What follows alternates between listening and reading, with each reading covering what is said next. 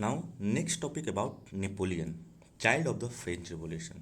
Napoleon को child of the French revolution बोला जाता है, फ्रेंच रिवॉल्यूशन का बालक। नेपोलियन जब वापस आता है, जब उसको सत्ता मिलता है, डायरेक्टिव रूल से जब वो सत्ता को छीन लेता है।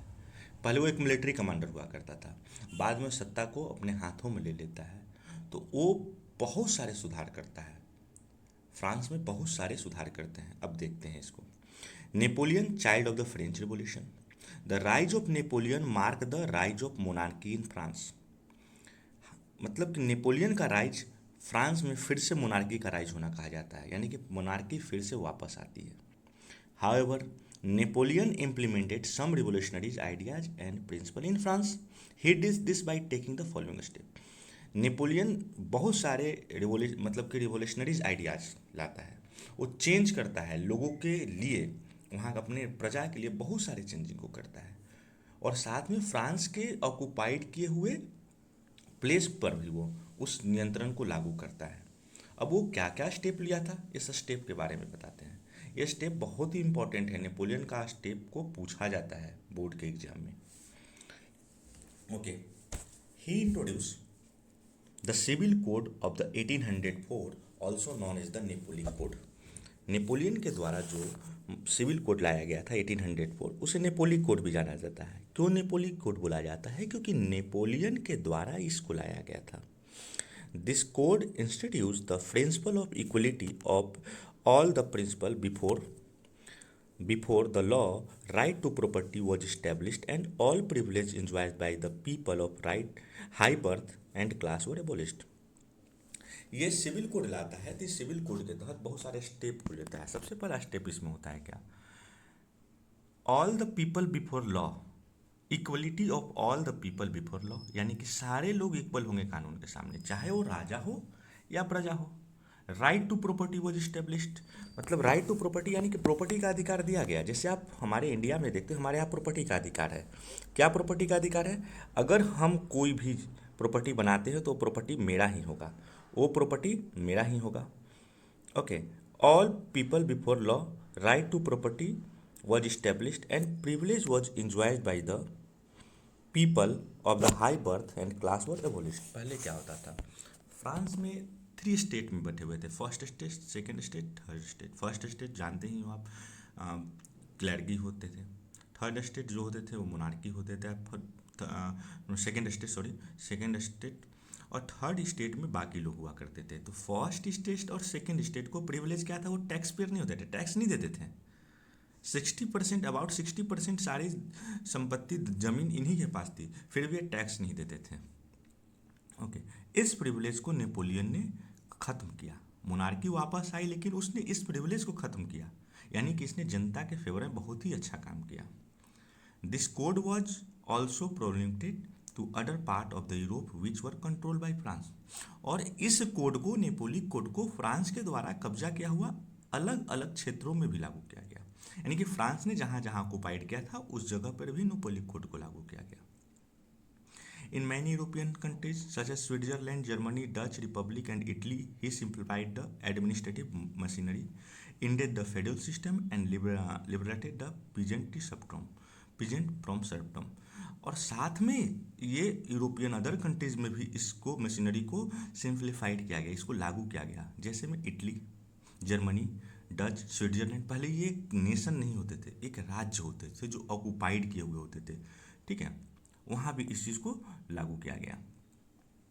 और साथ में क्या किया गया? फेड्यूल सिस्टम को खत्म किया गया, सामंतवादी व्यवस्था। साथ में इसके साथ क्या किया गया? पीजेंट को उसके उनके पीजेंट्री सर्फडम्स को खत्म किया गया। पीजेंट्री सर्फडम क्या होता था? जैसे आप मान लो किसी के यहाँ खेती कर रहे हो, किसी की ज़मीन पर खेती कर रहे हो, यानी कि पूरी तरह से आप अब उसके गुलाम हो चुके हो। वो आपको अपने बदले में खेती करने के लिए दिया अपना ज़मीन, और साथ में उसके आप गुलाम बन चुके हो। उसके बाद स्टेप क्या होता है इसका लिया हुआ? In town restriction imposed and guilds were removed and transport and communication system were improved. Businessman and small industries and traders began to realise the importance and advantage of the uniform system of law. Guilds को remove कर दिया जाता है, transport system को easy किया जाता है, communication system को ईजी किया जाता है, बिजनेस और इंडस्ट्रीज लोग को फ़ायदे होते हैं। पहले होता था क्या कि अगर मान लो आप फ्रांस के एक राज्य से दूसरे राज्य में जाते हो, वहाँ का वेट मेजरमेंट सिस्टम अलग होता था। हर एक जगह अलग अलग तरीके के टैक्स पे करने होते थे, जिससे बिजनेसमैन को बहुत ही परेशानियों का सामना करना पड़ता था। और नेपोलियन ने इस चीज़ को ख़त्म किया। और जब ये चीज़ ख़त्म होगा तो फ़ायदे किसे होंगे? बिजनेसमैन को फ़ायदे होंगे, बिजनेसमैन को, इंडस्ट्रीज को फ़ायदे होंगे, और ये फ़ायदा जा कर के वहाँ के प्रजा को भी मिलेगा। यानी इसने अच्छे अच्छे काम किए, बहुत सारे अच्छे अच्छे काम को किए। तो ये चीज़ आपको, ये पॉइंट आपको हमेशा याद रखना पड़ेगा, ये भी पॉइंट्स आपको याद रखना पड़ेगा। People of the other European countries initially welcomed to the French army but later began to oppose because of the increased tax। स्वागत किया जाता था, लेकिन बाद में उनका अपोज किया गया। स्वागत करने के पीछे रीजन क्या था? कि क्योंकि नेपोलियन के द्वारा लाए गए नेपोली कोड बहुत सारे जनता के हित में था, इसलिए उनका फ्रेंच आर्मी को गुलाब का फूल देकर स्वागत किया जाता था। लेकिन बाद में इसको इम्पोज क्यों किया गया? मतलब बाद में इस पर लोगों ने विरोध करना क्यों, अपोज करना स्टार्ट क्यों किया? अपोज करने के पीछे रीजन था इंक्रीज इन टैक्सेशन। क्या था? इस लाइन को याद रखना, क्योंकि मतलब आपको ध्यान रखना कि पहले जो फ्रेंच आर्मी थी उसका स्वागत किया जाता था, बाद में उसका विरोध किया गया। इसके पीछे रीजन था increase taxation and censorship impose on them. मतलब टैक्सेशन को मतलब कि बढ़ा दिया गया, टैक्स को बढ़ा दिया गया, सेंसरशिप उन पर लगा दी गई। सेंसरशिप का मतलब जहाँ पे वो मान लो कोई पत्रिका वगैरह ला रहे हैं या कोई भी चीज़ वो छाप रहे हैं, जो भी प्रिंटेड कर रहे हैं, उन पर हर एक चीज़ सेंसरशिप राजा के द्वारा बनाए गए जो भी चीज़ होता है वो पहले जांचता था कि इसको लागू किया जाए या नहीं, इसको मार्केट में लाया जाए नहीं, ये जो पत्रिका निकाल रहे हैं क्या ये राजा के हित में है या नहीं है, या जो भी नेशन के हित में है नहीं। बहुत सारी चीज़ मतलब कि रोक लगा दिए गए। जैसे आज हम लोग पेपर में कुछ भी लिख सकते हैं, कोई सेंसरशिप वगैरह उतना ध्यान नहीं देता। हाँ, लेकिन मूवी वगैरह जो भी हो अगर गलत निकालते हैं तो सेंसरशिप उस पर एक्शन लेता है, तुरंत देखता है गलत है तो तुरंत उसको हटा देता है।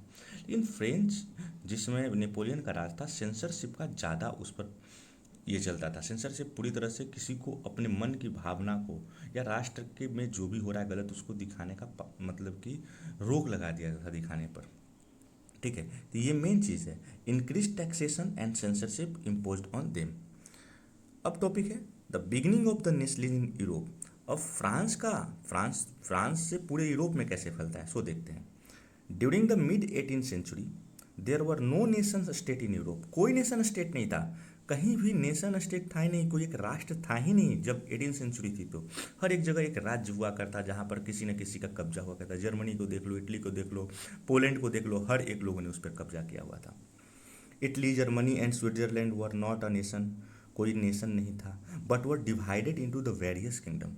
और ये डिवाइड था वेरियस अलग अलग किंगडम में। एक ही वो इटली अलग अलग किंगडम में है, पोलैंड हो गया, स्विट्जरलैंड, जर्मनी, मतलब एक ही क्षेत्र पर अलग अलग लोगों का कब्जा हुआ करता था। जिसका जहाँ पावर है वहाँ कब्जा होता था। Central and eastern Europe under the absolute monarchy, monarchy के अंदर में था। Several factor led to the emergence of the idea of the nationalism in the latter half of the 18th century. और बाद में बहुत सारे फैक्टर नेशनलिज्म का उदय का कारण बन जाते हैं 18th सेंचुरी के हाफ में। Some of this were the rise of the middle class.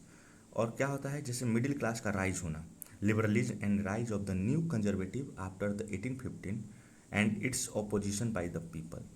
अब देखिए, नेशनलिज्म का यूरोप में उदय होने के पीछे रीजन, मिडिल क्लास के लोग जो पढ़े लिखे लोग थे वो लोगों को जागरूक करने लग जाते हैं। वहाँ पर नया कंजर्वेटिव आता है 1815 में, न्यू कंजर्वेटिव एज आता है, मतलब कि नेपोलियन को मृत्यु के बाद, नेपोलियन को हारने के बाद जब आता है, तो नए कंजर्वेटिव लोग जब आते हैं तो उनके विरोध में, अब पहले के लोग विरोध नहीं करते थे क्योंकि उनको आगे बढ़ाने वाला कोई नहीं था। अब क्या है, पढ़े लिखे लोग अनपढ़ लोगों का साथ देंगे, उनको बताएंगे कि आपको रिवॉल्यूशन करना है, आपके साथ सही क्या है गलत क्या है, और धीरे धीरे धीरे धीरे हर एक क्षेत्र पर क्या होगा, मतलब कि नेशन स्टेट की मांग होना स्टार्ट हो जाएगी।